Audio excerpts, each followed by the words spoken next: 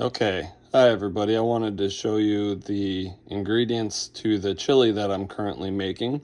So I added 2 pounds of ground beef and about 1 large onion or 2 smaller onions, yellow onion, and added some stewed tomatoes and crushed tomatoes.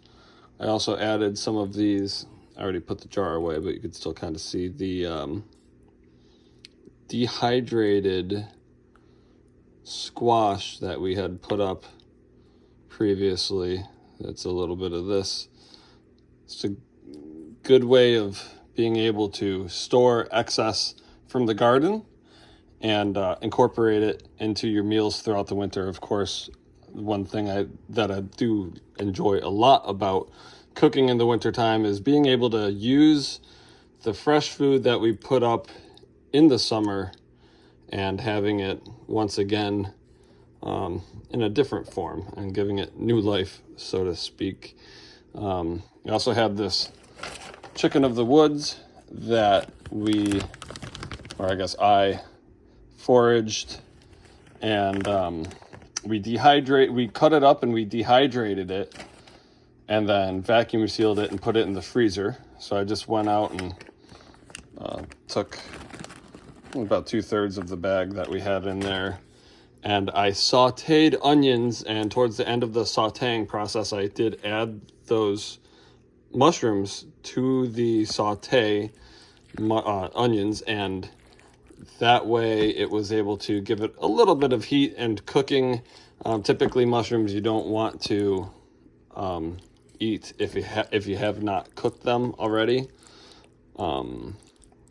They were in the dehydrator. Technically that's not cooking them, but it is applying heat. Not a huge source of knowledge about if that's enough or not, so I went the extra step and just made sure that it took on a little bit of that onion flavor and also got the heat that it needs. Other than that, we're going to be cooking this on high for a few hours, and that should finish it off. So the cool thing about most mushrooms, but especially chicken of the woods, they take on the flavor of what you cook them with. And the pieces in here are chopped finely enough that they're not really going to be too noticeable. That's important, especially trying to fit it into the meal with little kids. This is probably the biggest piece in here. So chili can take on all different types and forms. I cooked the ground beef with some salt and pepper, and then I threw in some chili powder. I'm gonna taste test this soon and see what else I want to add to it. I'm trying to go for more of just a classic chili. And of course my wife steps out of the house and I decide I look through the cabinet to grab the chili powder, and I find, oh, we've got that squash from the summertime. Let me throw some of that in here, and then while I'm at it, hey, you know what, I can add in some of the foraged mushrooms. It looks to me like I probably want to add a little bit more liquid to this in some form or another, but yeah, pretty basic. Let's just give it a taste test right now. I mean, honestly, that tastes like regular chili. It's good. Got a little bit of seasoning to it. I don't think, honestly, it needs much. I just think it's a little too thick than what I'm trying to go for right now. I guess one concern would be if I add a little bit of water, it'll dilute the flavor.